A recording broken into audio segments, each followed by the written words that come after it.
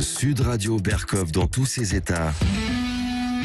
Le face-à-face. Et nous sommes avec Pierre Marissève, délégué général de l'Institut pour la justice, Véronique Monguillot, veuve de Philippe Monguillot, et puis sa fille Marie qui est avec nous aussi. Bonjour. Bonjour. Bonjour. Alors, Pierre Marissève, effectivement, vous avez reçu il n'y a pas si longtemps l'Institut pour la justice. Et c'est vrai que faut peut-être pas exagérer ou caricaturer, mais il est quand même assez odieux, en tout cas, de vivre dans un monde où quelquefois, je dis pas tout le temps, heureusement quelquefois, les victimes deviennent bourreaux et les bourreaux sont traités comme des victimes. Et ça, c'est quelque chose qui est quand même, faut pas oublier cela, faut pas oublier.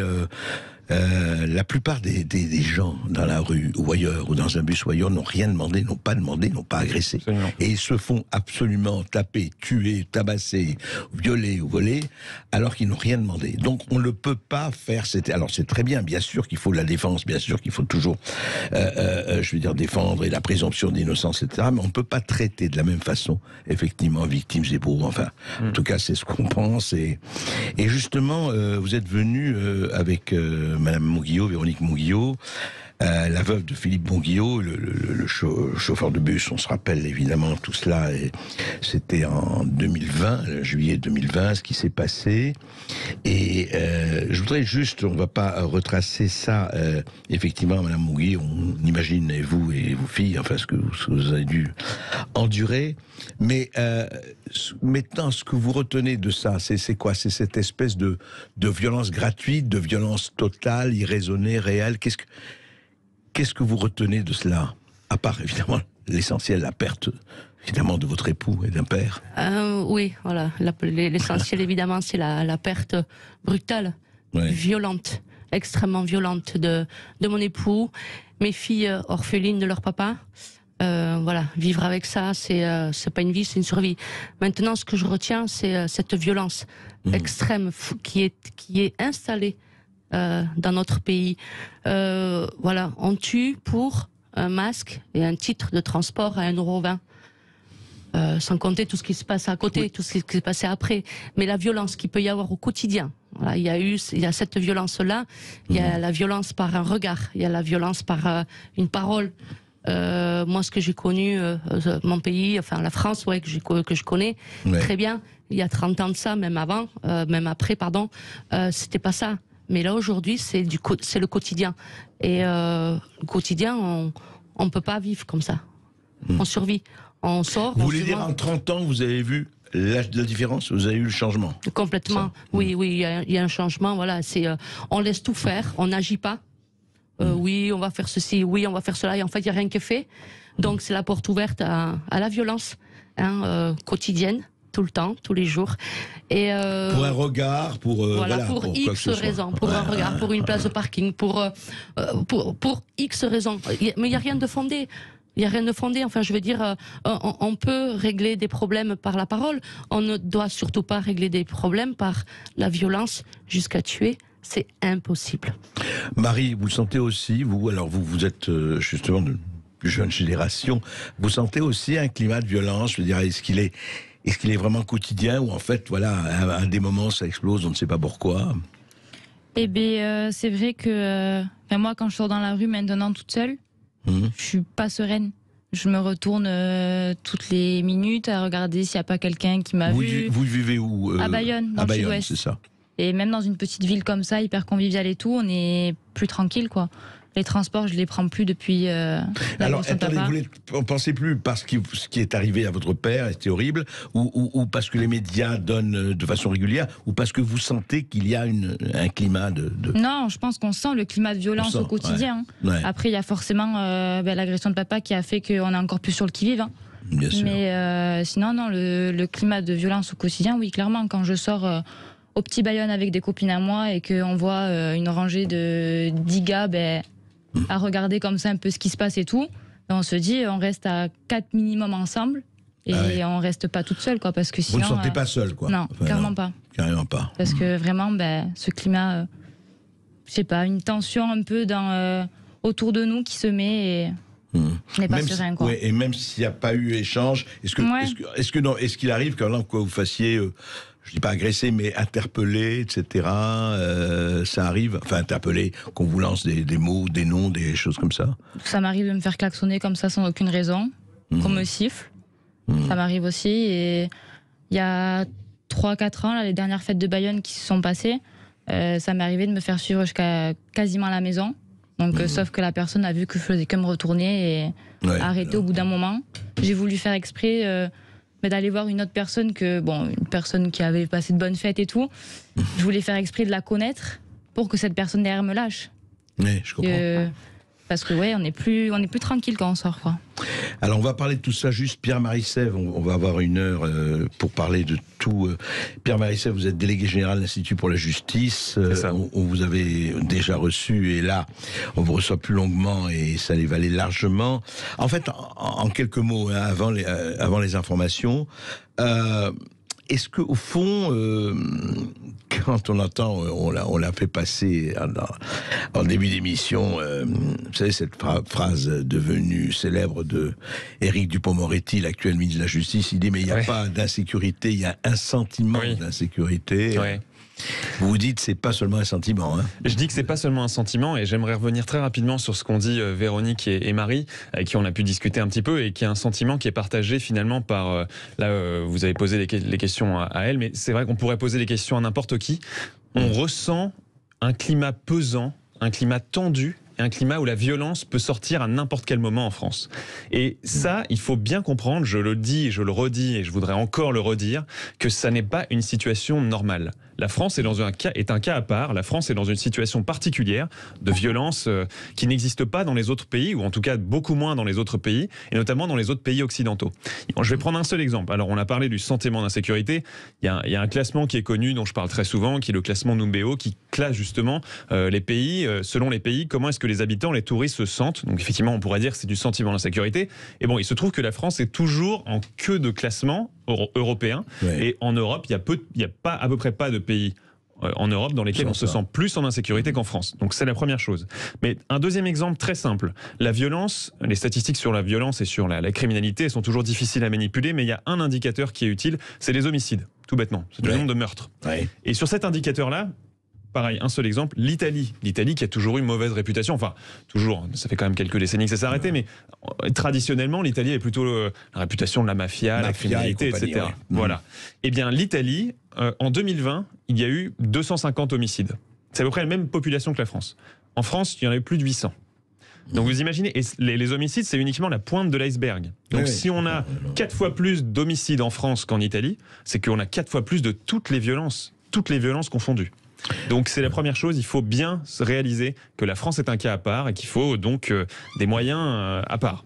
On va en parler, France effectivement un cas à part, France violence à part. Je rappelle qu'il y a exactement 10 ans était paru le livre France Orange Mécanique de Laurent Oberton, où effectivement on parlait déjà de tout ça. On s'en parle avec vous, avec Véronique, avec Monguillot, avec Marie, et vous-même bien sûr, Pierre-Marie Sève, après les informations. Et nul doute que ces témoignages vous font réagir et vous pouvez aussi témoigner en nous appelant au 0826 300 300. Ici Sud Radio. Les Français parlent au français. Je n'aime pas la blanquette de veau. Je n'aime pas la blanquette de veau. Sud Radio Berkov dans tous ses états. Oui, il faut de plus en plus redonner des mots au sens et des sens aux mots. Arrêter ce travestissement de la réalité. Vous savez, j'ai un t-shirt, c'est écrit Orwell s'est trompé. En fait, il s'est pas trompé. C'est pas. Et quand il dit le ministère de la vérité, c'est le ministère du mensonge, etc., etc. Il faut faire très attention à ça, parce que derrière les mots, il y a des actes, il y a des faits, il y a des crimes, il y a des choses assez terribles. Et justement, je voulais reprendre avec donc Pierre-Marie Sève, délégué général de l'Institut pour la justice, avec Véronique Monguillot, la veuve de Philippe Monguillot, qui a été sauvagement assassinée par une bande à Bayonne, avec Marie, la fille de Philippe Monguillot. Ce que je voudrais vous dire, c'est que quand il y a eu ça, etc., vous avez été saisi quand même, de quel sentiment, en disant c'est pas possible, il faut que ça soit, je veux dire, il faut que ça soit, non pas effacé, rien ne s'efface, mais que ça soit lavé, qu'il y ait une réaction, qu'il y ait un sentiment de vengeance ou un sentiment d'injustice. Qu'est-ce que vous avez senti ? Alors, vous savez, là, quand ça s'est produit, le 5 juillet 2020, on est dans un autre monde d'abord, hein, avant de parler de vengeance ou d'injustice ou quoi que ce soit. On est dans un autre monde parce que on comprend pas pourquoi. On comprend pas pourquoi nous. On comprend pas pourquoi cette violence. On a un espoir qu'ils s'en sortent. En fait, on savait très bien dès le départ qu'ils ne s'en sortiraient pas. Donc voilà, on est focalisé sur mon époux, sur leur papa. Ils sont focalisés sur leur papa. Donc, au fil du temps, c'est pas un esprit de vengeance qui est là. C'est juste, on veut que nous, qu'il y ait une justice en fait. C'est tout. Nous, ce qu'on attend, c'est la justice. On a Vous attendez ça du procès qui va avoir lieu. Complètement. Voilà. Nous, on est se venger. Pourquoi en fait? Vous savez, se venger. Moi, si on me dit, vous savez, je parle toujours avec mon cœur, avec mes tripes.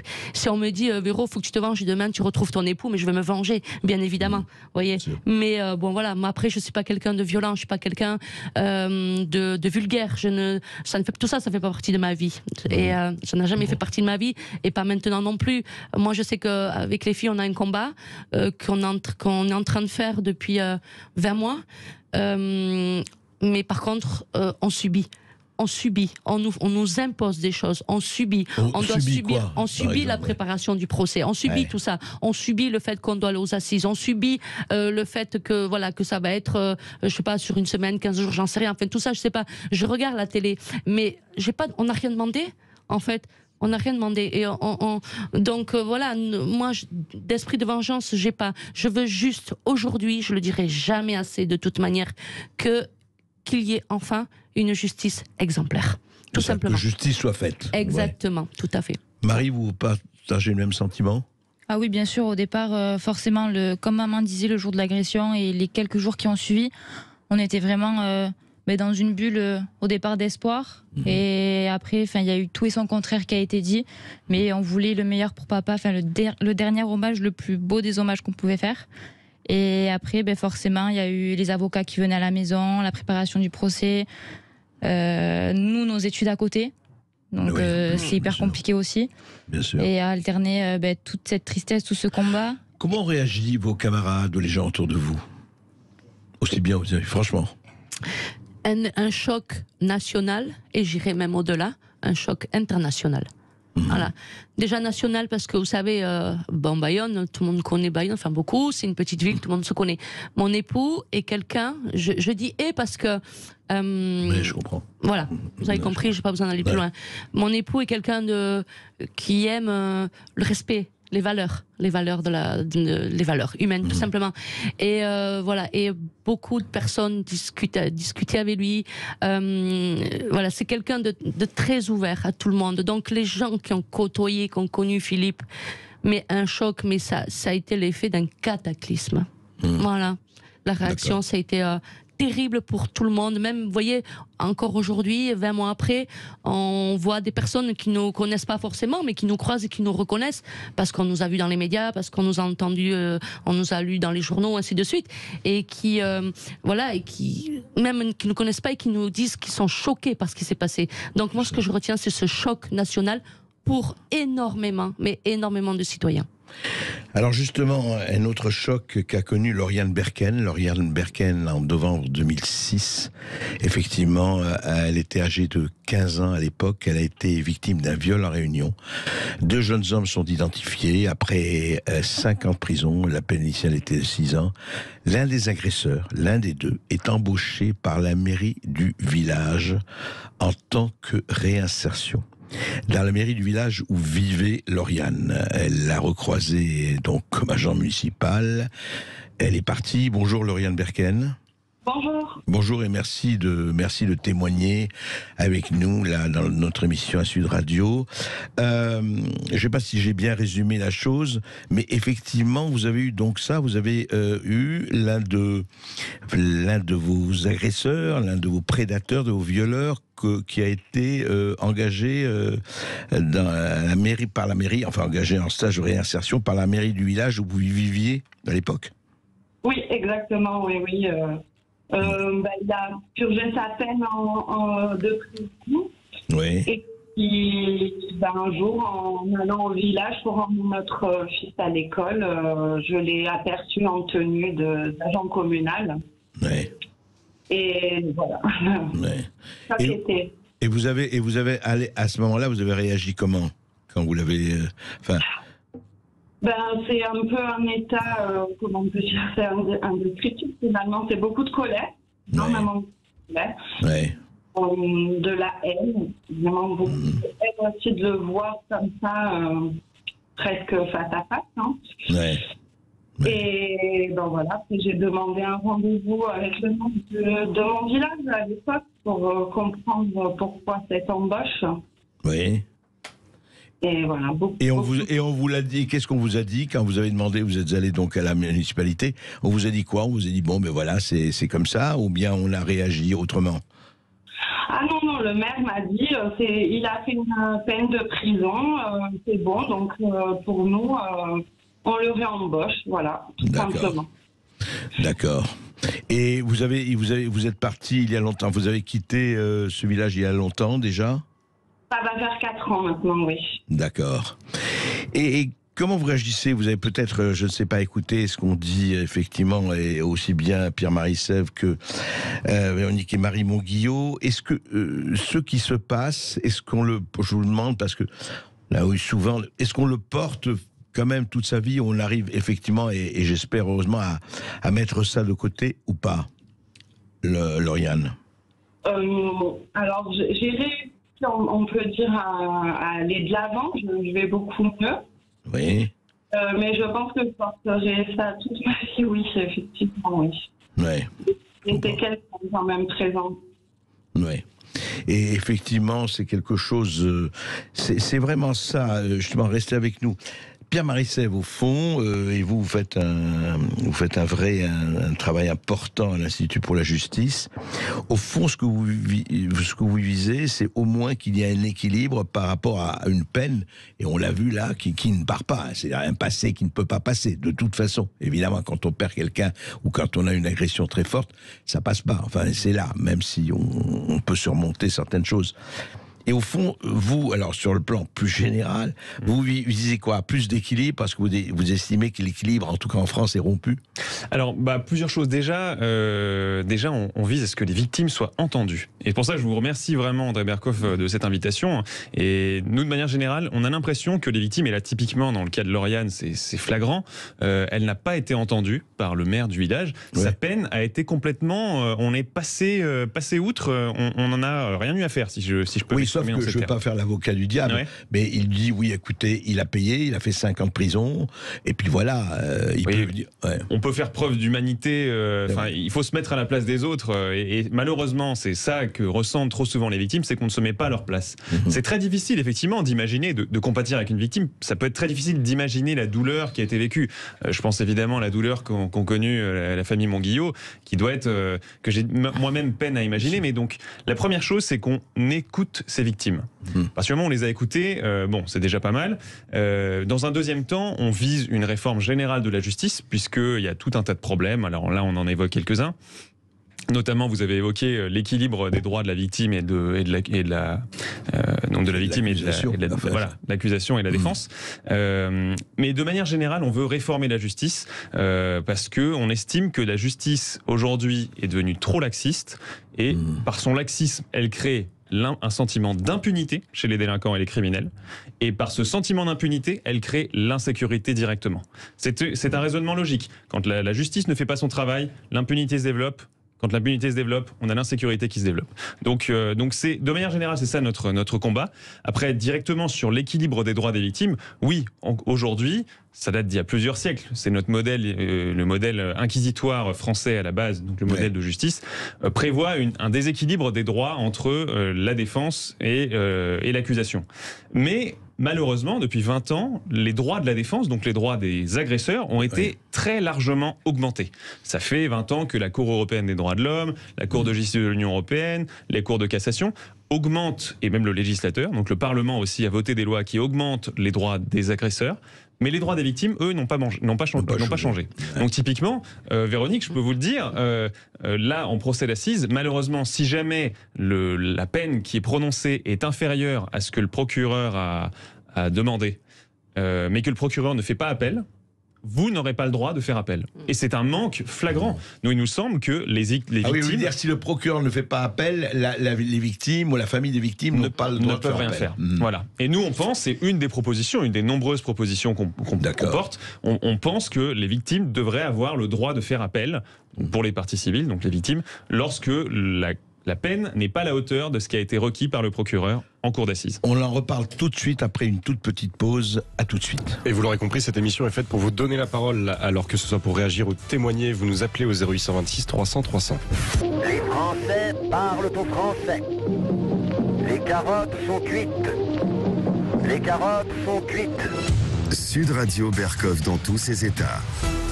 Selon que vous serez puissant ou misérable, les jugements de cour vous rendront blanc ou noir. Ça, c'était La Fontaine. Aujourd'hui, on peut se dire, et j'espère que ce ne sera jamais complètement ça, mais on peut se poser des questions selon que vous soyez bourreau ou victime. Comment ça se passe? Eh ben, c'est plus aussi clair, hein, c'est le moins que l'on puisse dire.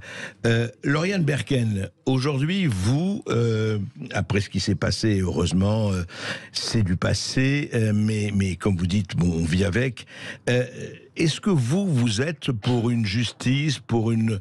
Là, c'était pas la justice, mais enfin, c'était l'environnement municipal. Est-ce que vous êtes pour qu'on soit quand même moins laxiste, plus dur envers ceux qui ont commis des méfaits? Ah oui, exactement, oui. Il faut que ça change au niveau des lois, déjà, surtout, et pour l'accompagnement des victimes, surtout après procès. Ouais. Parce qu'on permet aux coupables, qui certes ont purgé une peine, de se réinsérer, d'aider à leur retrouver un travail. Mais la victime, non, dans tout ça, elle est laissée comme ça. Et il y a eu un procès, donc on se débarrasse de tout ça. Merci, au revoir et bon rétablissement, quoi. Donc voilà. Oui, vous voulez dire, on ne s'occupe pas assez de l'accompagnement des victimes, c'est ça? Oui, exactement.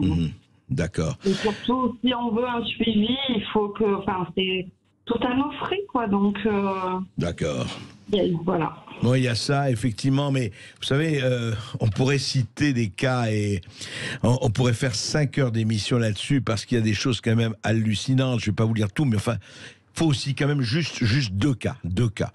En 2004, Sylvia Perromengo est agressée par Alain Pénin qui la jette dans le vide. Elle fait une chute de 25 mètres, ses os sont brisés et Alain Pénin la viole. Condamné à 10 ans de prison pour le viol de Sylvia, il bénéficiera d'une liberté conditionnelle et dans la courte peine de prison qu'il effectue, il bénéficie de nombreuses permissions et au bout de 4 ans et demi de prison, il est libéré pour bonne conduite. Inquiète qu'il récidive, Sylvia alerte la justice. En 2010, ce même Alain Pénin tente de violer Natacha Mougel et la poignarde à coups de tournevis. Il la tue.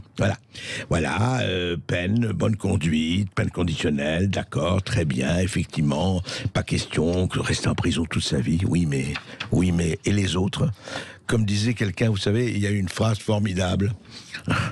C'était un humoriste qui disait « Moi aussi, je suis contre la peine de mort. » Mais que messieurs les assassins commencent. Parce que qu'est-ce que ça s'appelle quand on tue quelqu'un, sinon d'infliger la peine de mort? Alors vraiment, ça demande à réfléchir. Je ne suis pas pour la peine de mort, mais enfin, comme il dit, que messieurs les assassins commencent. Et juste un autre... Jérémy Sancier, 19 ans, 2009, près de Pau. 7 à 8 hommes passent à tabac. Jérémy lui assène 7 couteaux dont un fatal dans le cœur.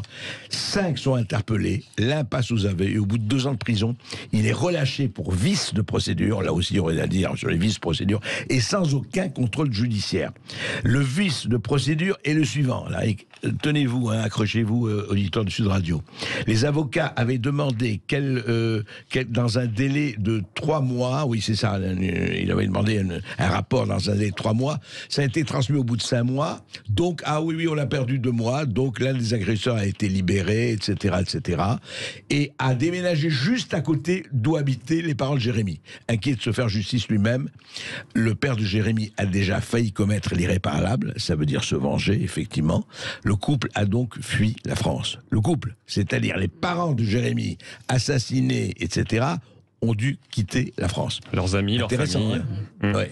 C'est quand même hallucinant, ça. Il y a quand même des choses où on se dit, mais il se passe quoi dans ce pays? Enfin, oui, c'est clair, comme je le disais tout à l'heure, les victimes ne sont pas considérées. Les victimes ne sont pas considérées. On en parle vaguement dans la presse et encore, hein, c'est pas toujours le cas.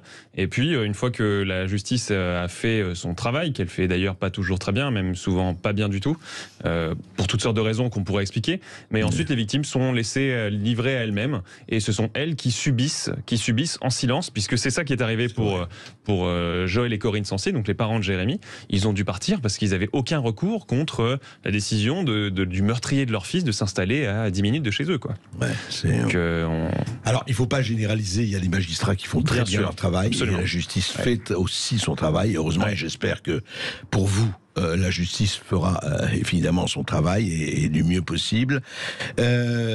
Au-delà de ça, Véronique Monguillot, vous aujourd'hui... Après, oui, c'est très récent, évidemment.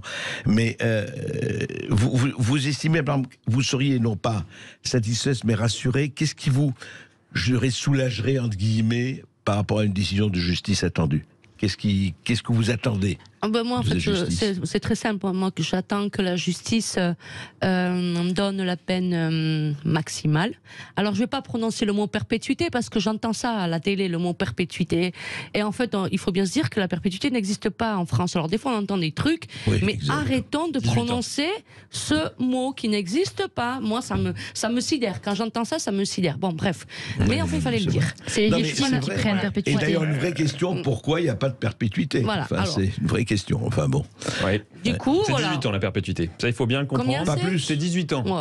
Ça veut rien dire. Parfois, c'est plus. Voilà, mais je suis d'accord. Mais en fait, sauf que 18 ans et perpétuité, c'est pas la même chose. Absolument. Perpétuité, c'est mon époux qui n'est plus là. Ça, il faut bien se le mettre en tête. Et comme toutes les personnes, toutes les victimes qui sont parties, elles ont perpétuité. Donc, au bout, moi, je vous jure, quand j'entends ça à la télé, je change de chaîne parce que je me dis, arrêtez votre blabla, pour pas dire autre chose. Bon, bref. Voilà. Donc, moi, ce que je veux, ce que je veux avec mes filles, ce qu'on demande aujourd'hui, de toute manière, il n'y aura pas de peine à la hauteur de ce qu'ils ont fait. Ça, c'est une évidence. Hein. Mais ce que je souhaite, c'est qu'il y ait la peine maximale. C'est qu'ils ne soient pas morts pour rien et que ça serve d'exemple pour la suite. Voilà, tout simplement. Voilà. Marie, je pense que vous exactement êtes la même opinion. Comme mes deux grandes sœurs, on a exactement la même opinion que maman. Vraiment, tout ce qui peut être au maximum pour eux, quoi. Parce que comme elle a dit, papa a pris perpétuité, nous on a pris perpétuité, toutes les victimes qui sont victimes d'agressions, de meurtres. C'est vrai, c'est ça la vraie perpétuité. Hein. Exactement. Oui, absolument. Juste un mot, Pierre Mérissève, et puis après nous allons donner la parole aux auditeurs de Sud Radio qui ont, je suis sûr, beaucoup de choses à vous dire et à vous poser. Pierre Mérissève, vous, ce que vous voulez, quelle serait la mesure la plus urgente?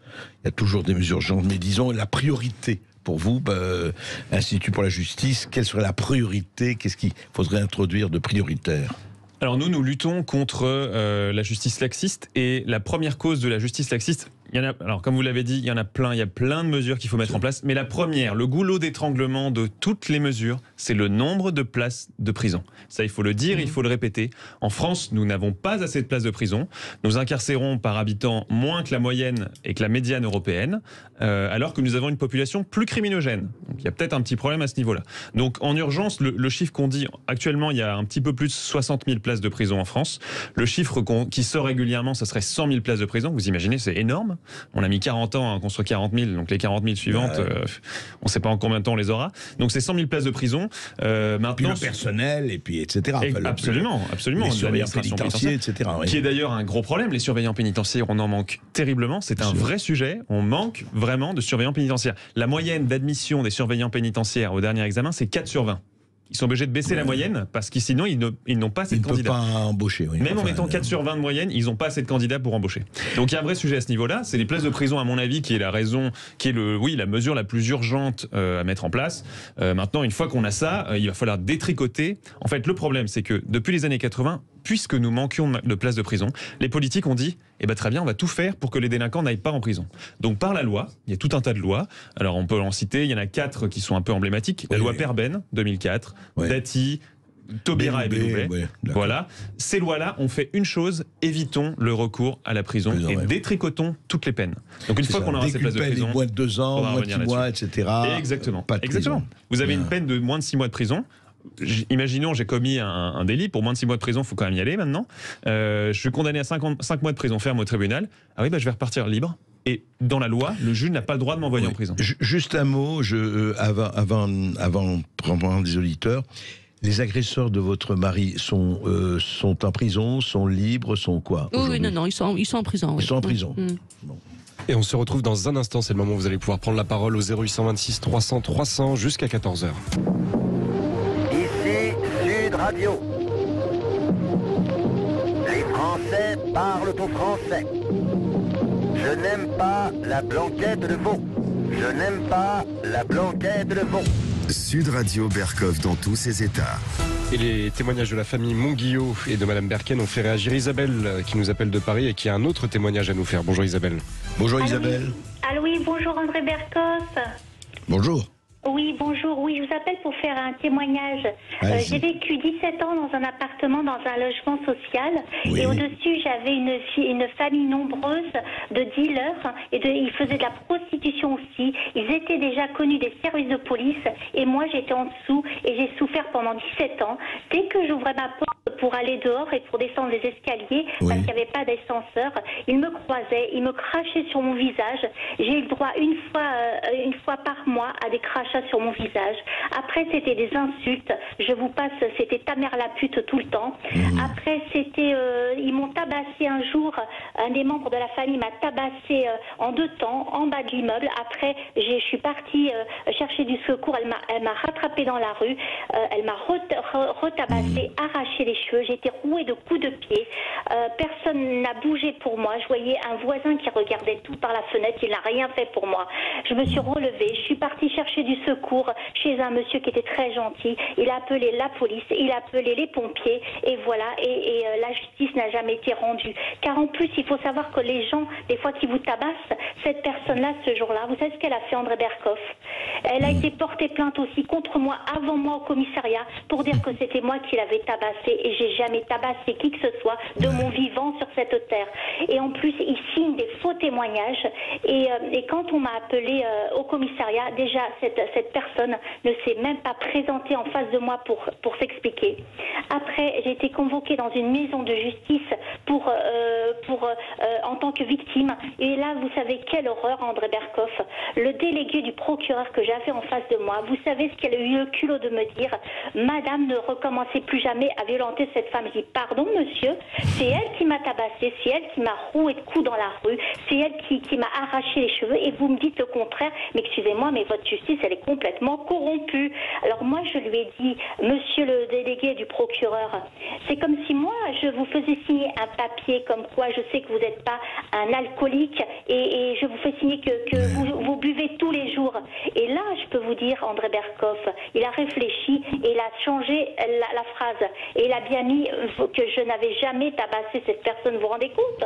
Dites-moi, madame, c'était dans quelle ville ça se passe? Oui, c'était la ville de Montreuil. À Montreuil, d'accord. Oui, à Montreuil. Et je peux vous dire que beaucoup de personnes, malheureusement là-bas, sont obligées de fuir. Car ces personnes-là qui vous agressent, qui vous tabassent en pleine rue, on les laisse dans leur logement, alors que vous n'avez rien fait. Et c'est à vous de fuir, c'est une honte. Isabelle, juste un mot. Avant ça, parce que vous dites ça a 17 ans, vous n'êtes pas de vous-même allé porter plainte, même avant qu'il ne vous tabasse, etc., en disant c'est pas possible, c'est pas possible de vivre comme ça. Ça a commencé par le bruit. J'ai été dire que ça a commencé par le bruit. Déjà, la mère, ça lui a pas plu. Je sors de chez moi, elle me donne une claque dans la figure. Je devais aller travailler. Oui, mais Isabelle, justement, pardon, excusez-moi de vous interrompre, mais pourquoi à ce moment-là, vous n'êtes pas allé au commissariat porter plainte? Parce que je vais vous dire pourquoi. Parce que je pensais pas qu'après, ça allait empirer. Je ne savais pas. J'ai pas porté plainte depuis le début et j'aurais dû le faire. C'était mon erreur. Après, j'ai compris que les crachats. Ça les encourageait. Oui, voilà, les violences, ça montait. Ils m'ont même, pendant le confinement, un qui a fait 4 ans de prison, il est venu me démolir ma porte blindée. D'accord. Et les policiers étaient en bas de l'immeuble en train de faire des PV pendant le confinement. Et moi, je les ai appelés, ils se sont même pas dérangés. Non, rien du tout. Et vous voulez que je vous dise, j'étais complètement confinée parce que quand il a pété ma porte avec ses grands coups de pied, je pouvais même plus tourner la clé. Le serrurier, il est venu, il a mis plus de 5 heures à ouvrir la porte. Il ne pouvait pas l'ouvrir. Ouais. Isabelle, vous voyez ce que vous entendez, c'est le quotidien de beaucoup de gens. On a des témoignages comme ça et c'est vrai que c'est hallucinant. On se dit mais c'est pas possible. Et je vais vous dire, le pire dans tout ça, c'est toujours la victime qu'on rend coupable. C'est même pas le coupable, c'est la victime qui devient une coupable. Vous vous rendez compte, mais quelle horreur. Mais voilà, alors je me fais tabasser et c'est l'autre qui va se plaindre que je ne lui ai rien fait. Mais c'est dégoûtant. Merci Isabelle, merci de votre témoignage en tout cas, et c'était important que cela soit dit et entendu. C'est vrai qu'on se dit à un moment donné, mais je veux dire, on baisse les bras, on fait quoi? Vous réagissez comment par rapport à ça? Ah bah, baisser les bras. Enfin, moi, je suis pas quelqu'un qui baisse les bras. Maintenant, j'entends le témoignage de cette dame. Voilà, c'est terrifiant d'entendre ça pendant 17 ans, quoi. Enfin, je veux dire, moi, ça fait peur, mais voilà, moi, je baisse pas les bras déjà pour ce qui nous arrive à nous. Je baisserai jamais les bras. Mais de toute manière, comme j'ai dit, voilà, j'ai perdu, moi, ma vie de femme le 5 juillet. J'ai que 54 ans, mais ma vie de femme s'est arrêtée. Ça, c'est une évidence. Mais je vais continuer à me battre. Donc voilà, parce qu'en fait, on n'a pas le choix. C'est ça le truc, c'est qu'on n'a pas le choix. Mais en fait, on se bat seul. On se bat seul, on est des victimes, mais les victimes sont oubliées. On est vraiment oubliés. Alors, on nous parle de soutien, de machin, de ceci, de cela. C'est faux, c'est du vent. Moi, comme je l'ai toujours dit, on a énormément de soutien, mes filles et moi-même, par des citoyens, par des personnes lambda, tout simplement. Mais après, l'école blanc, on n'en a pas. Voilà, c'est tout. Oui, les cols blancs font des marches blanches et ils s'arrêtent là.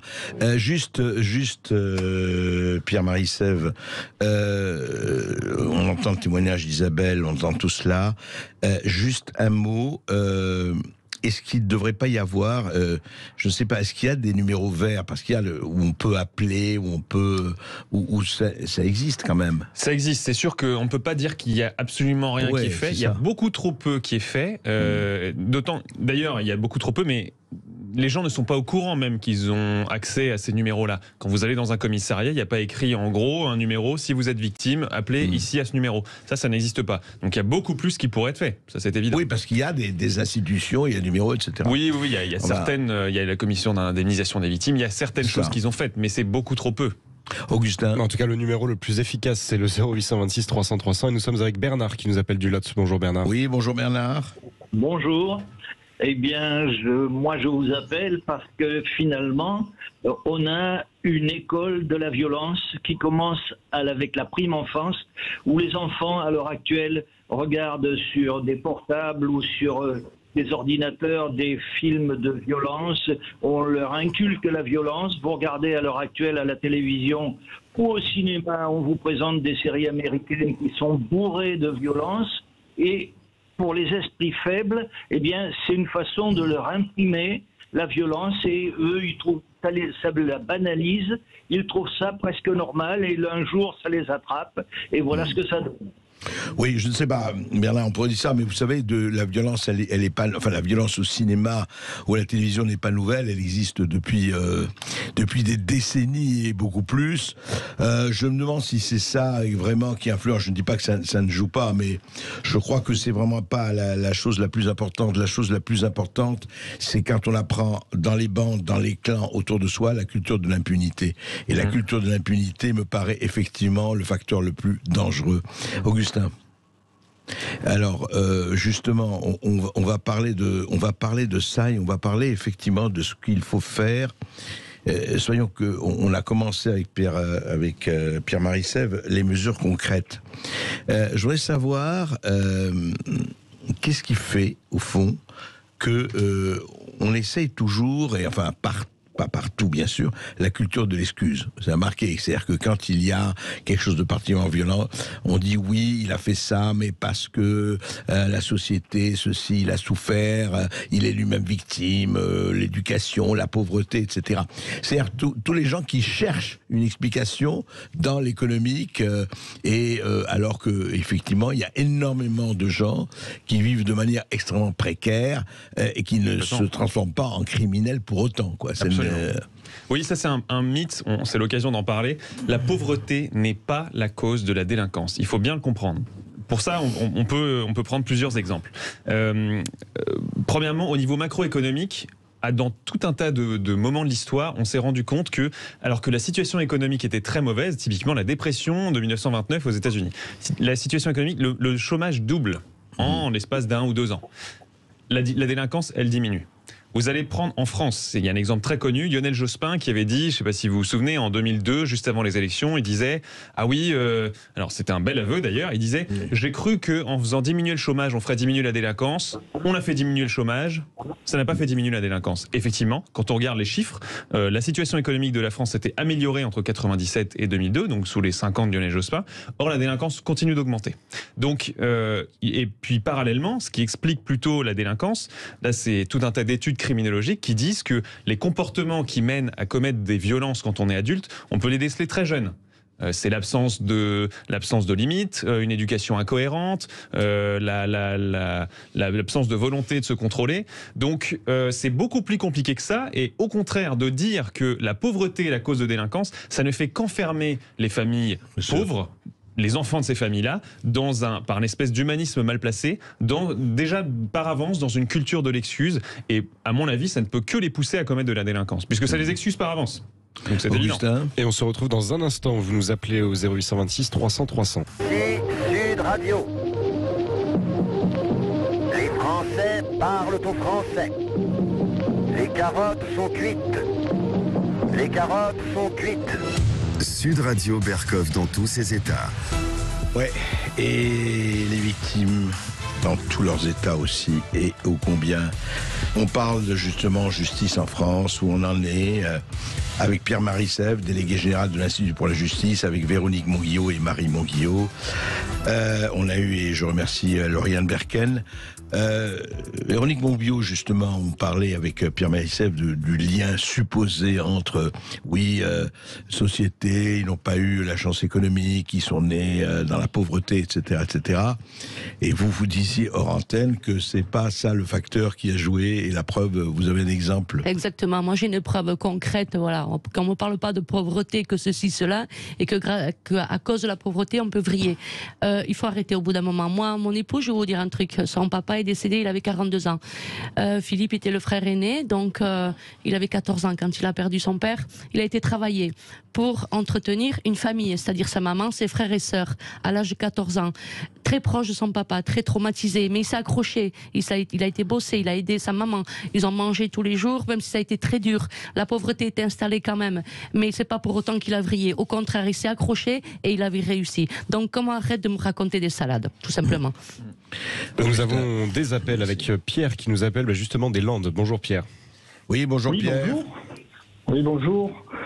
Je voulais réagir parce que ça fait longtemps que j'écoute l'émission d'André Berkov. Je vous remercie d'ailleurs André pour justement vos émissions qui mettent le doigt sur beaucoup de problèmes de la France actuellement. Merci. Je voudrais qu'on parle aussi par rapport à la violence. Je crois qu'il y a aussi un problème dans notre pays, c'est la drogue et l'alcool.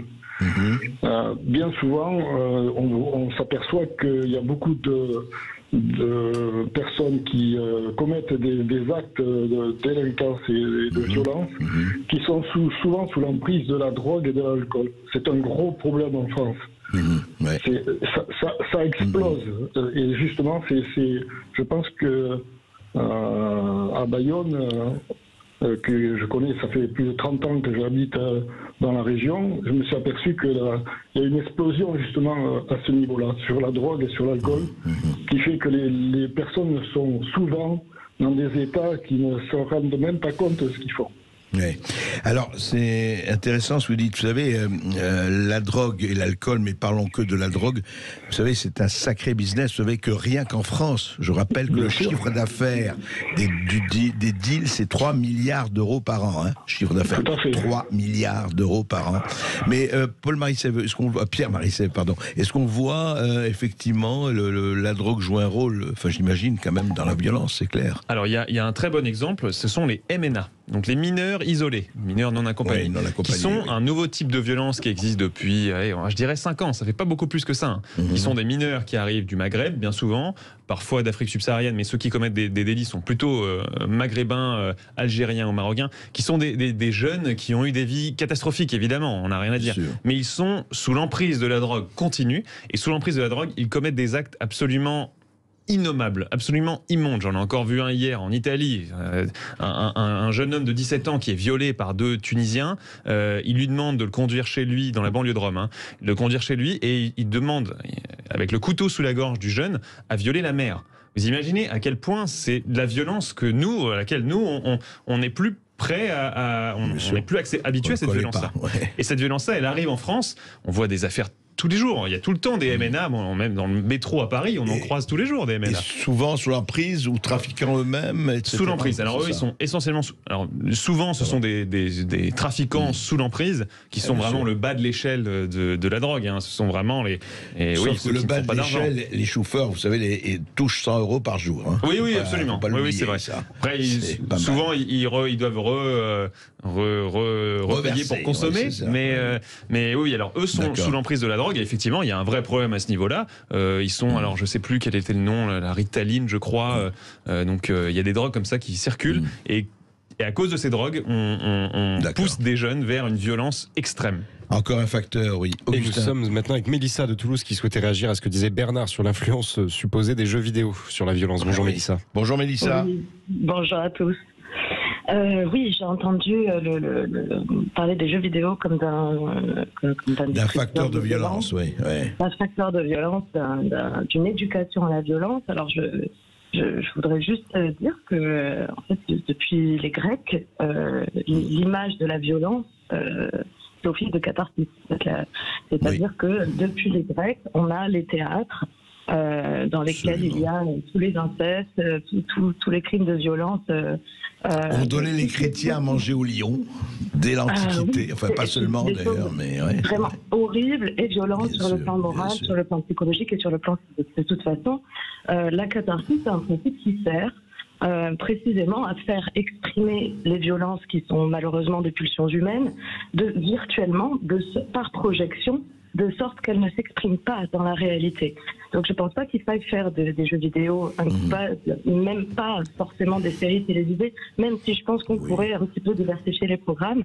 Par contre, quand on essaie de chercher le facteur de l'expression de la violence, effectivement, c'est un multifacteur. Vous parliez tout à l'heure de l'éducation, à juste titre, mais je pense qu'il faut interroger davantage ce qu'on appelle la pauvreté, parce que l'injustice, vous avez commencé la fin de votre émission en vous servant de la fable de La Fontaine qui dit que selon que vous soyez misérable, ce sera de vous, les jugements de cour vous feront blanc ou noir.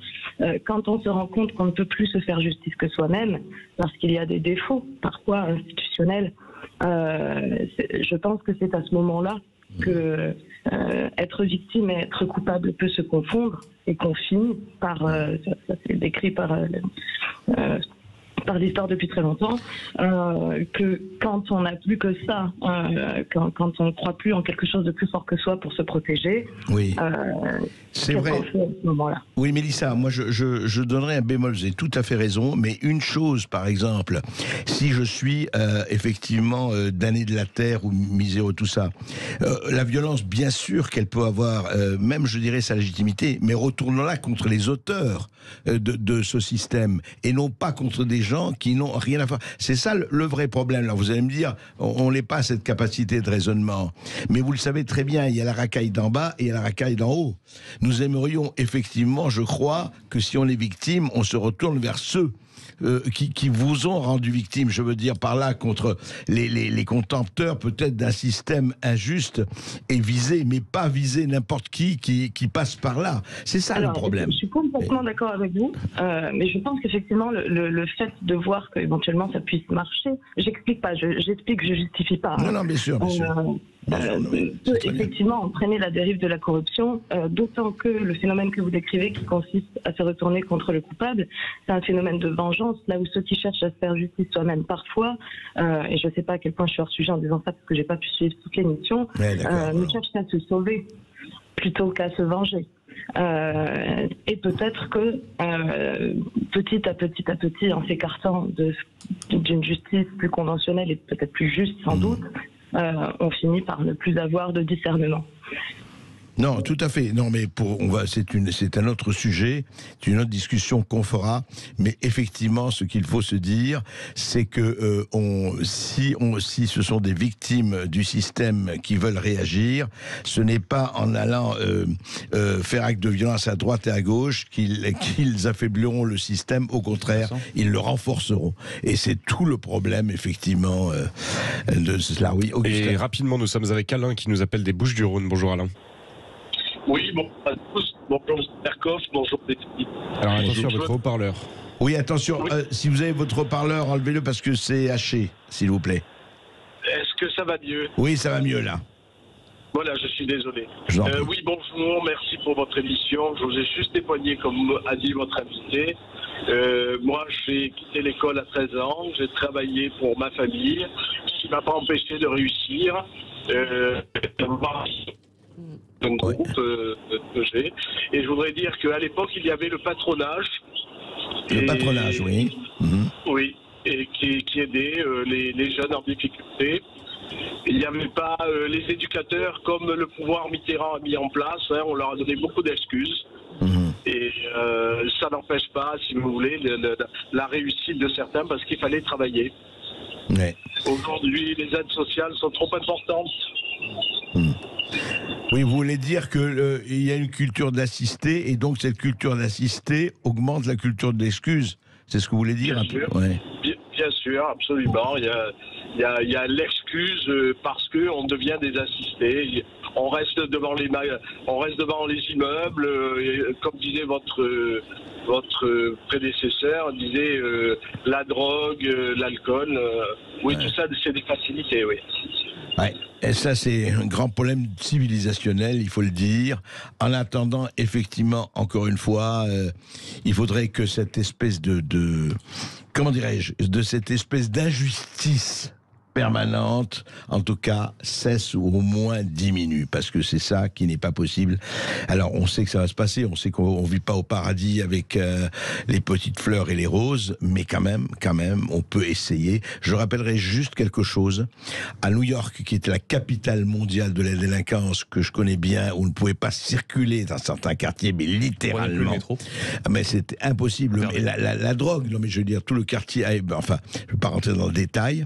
Il y a un maire qui est arrivé qui s'appelait Rudy Giuliani. Il a appliqué la tolérance zéro. C'est-à-dire, vous cassez un carrelage, c'est comme si vous connaissiez un méfait. Vous cassez voilà. Et je vous assure que la délinquance à New York a baissé de 50% en 3 ans. Et il a dit, pas question, pas de laxisme. Voilà, sanctions, etc. Et ben, je sais pas ce que vous en pensez. Ah mais bon, il faut être ferme, il faut être juste et voilà, moi c'est ce que j'ai dit tout à l'heure et c'est ce que je redis encore, il faut comme le maire de New York, c'est ça que vous avez dit, Rudy Giuliani, voilà, oui. Je sais pas, Tolérance zéro. Voilà, tolérance zéro chez nous, pareil, allez hop et on se prend pas la tête, c'est tout. Merci Véronique Monguillot, merci Marie Monguillot, merci à Pierre-Marie Sèvres. On se retrouvera effectivement pour parler de ça parce que je pense que hélas ça ne sera pas résolu en quelques semaines tout ça. Et merci pour vos témoignages parce que ce n'est jamais facile de se remémorer cela et tout de suite vous retrouvez Brigitte Lahaye.